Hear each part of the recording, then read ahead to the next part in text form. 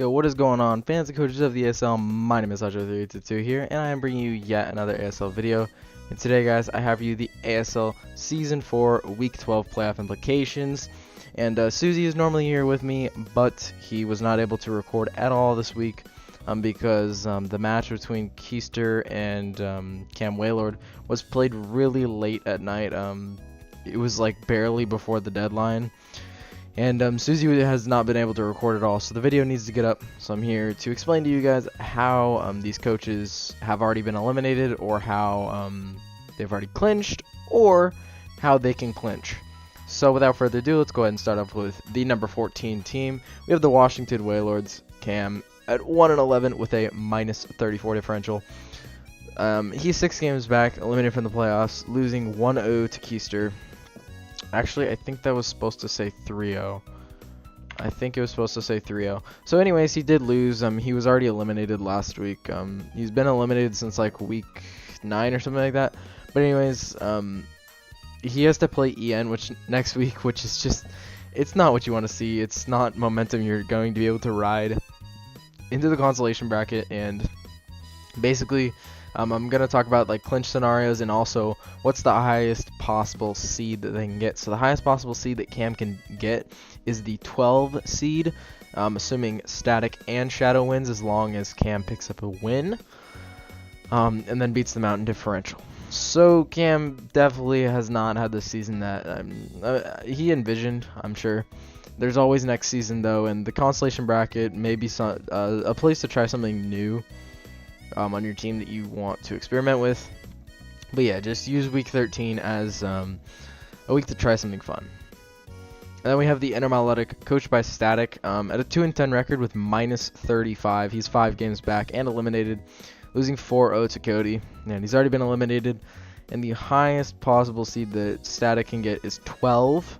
So he might try for that as well, just to get a better seed in the consolation bracket, because you will play because if you're at the 12 seed, you play the 9 seed in the consolation bracket, if I'm not mistaken. But yeah, Static again eliminated. Playing Marin, that match has a lot of people's fate riding on it, so I don't think Static should throw that by any stretch of the imagination. Like, if Static loses this game, it eliminates 4 people from playoff contention. Let that sink in. 4 people from playoff contention. So that game matters a lot, and I think Static should try, because a lot of people are riding on that game. But I can understand why he might not want to, because the game does not matter for him. But it does matter a lot for other people, so maybe think of other people when you are prepping for this game.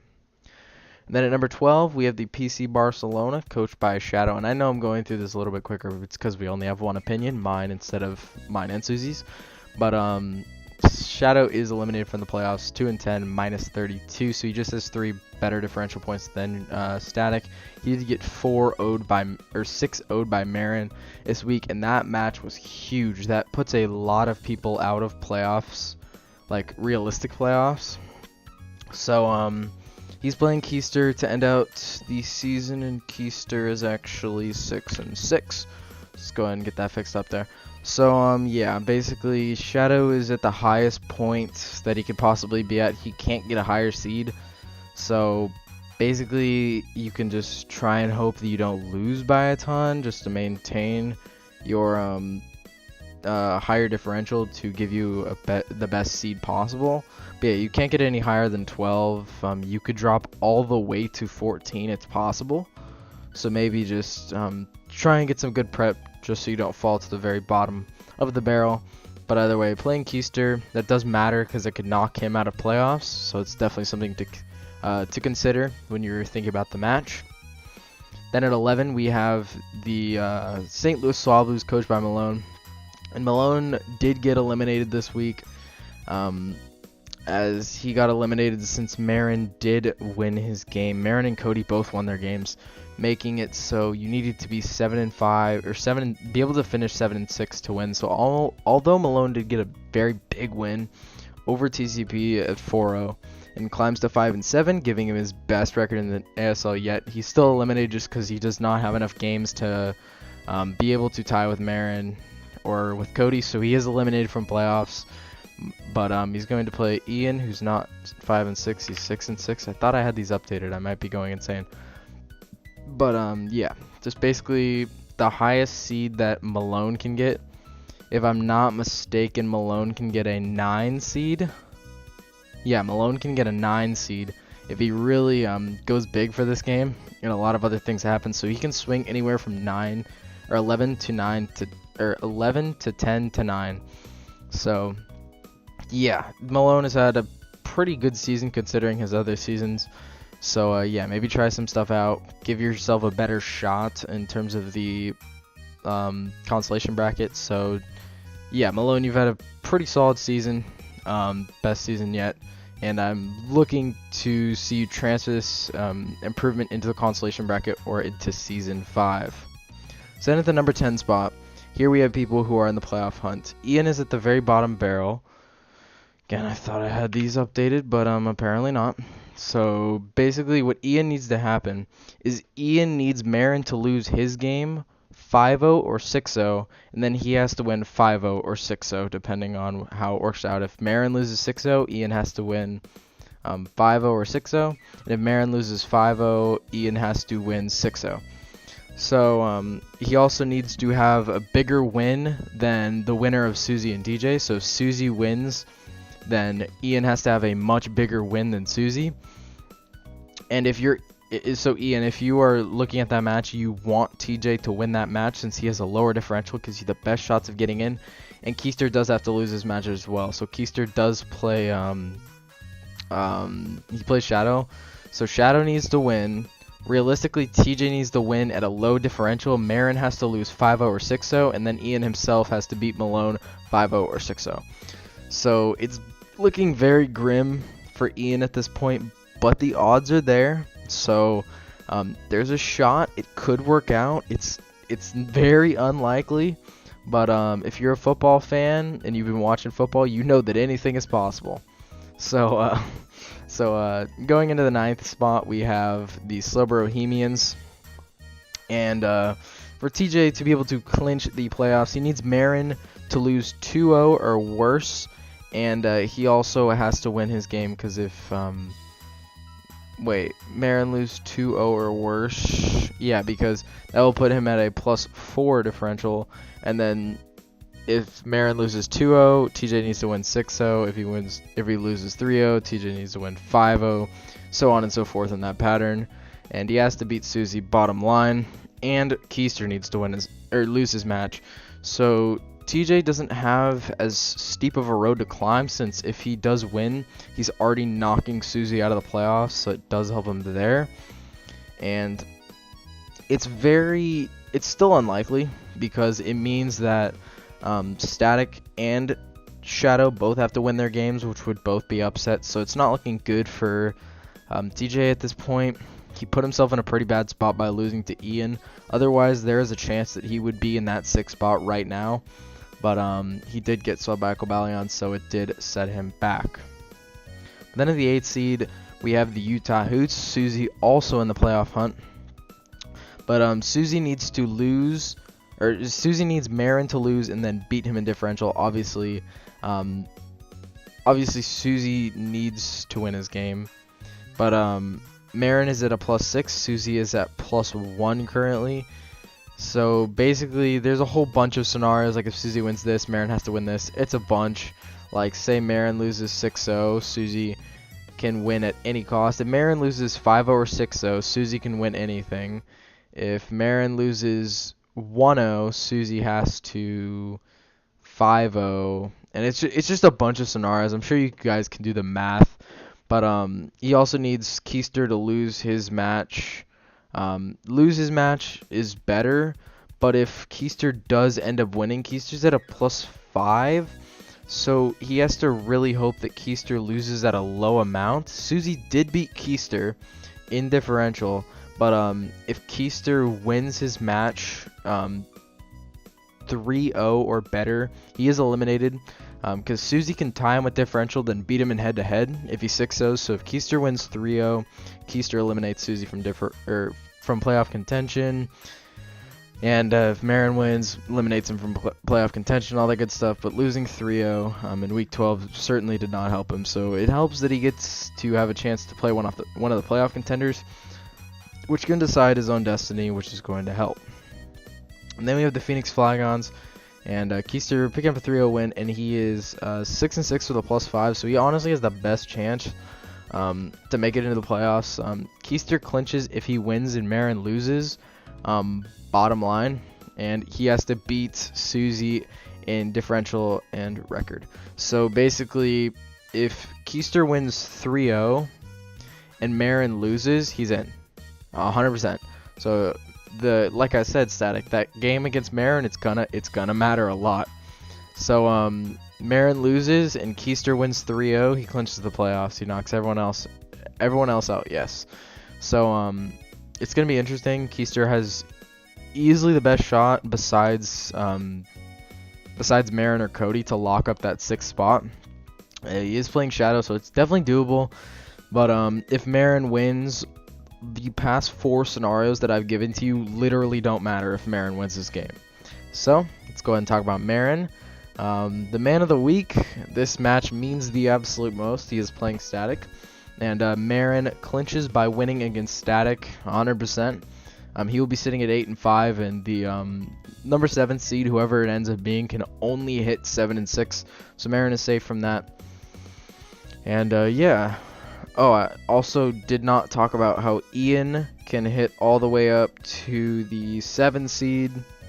No, Ian can hit all the way up to the Ian can hit up to the 5 seed, along with TJ hitting to the 5 seed, Susie hitting to the 5 seed, Keister hitting to the 5 seed, and Marin can get all the way up to the 4. No, he can only get up to the 5 seed.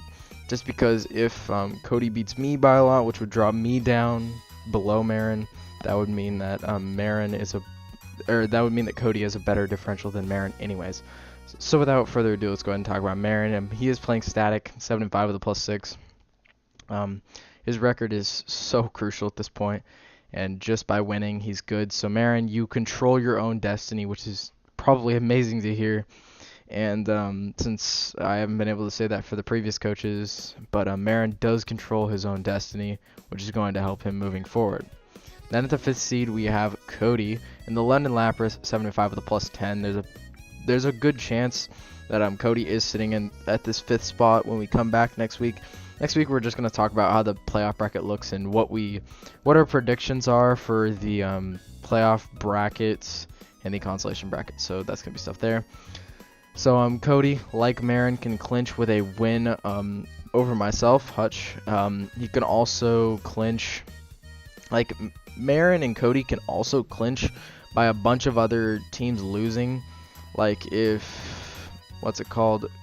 Keister loses, if Susie loses, if they don't meet their requirements, these guys clinch.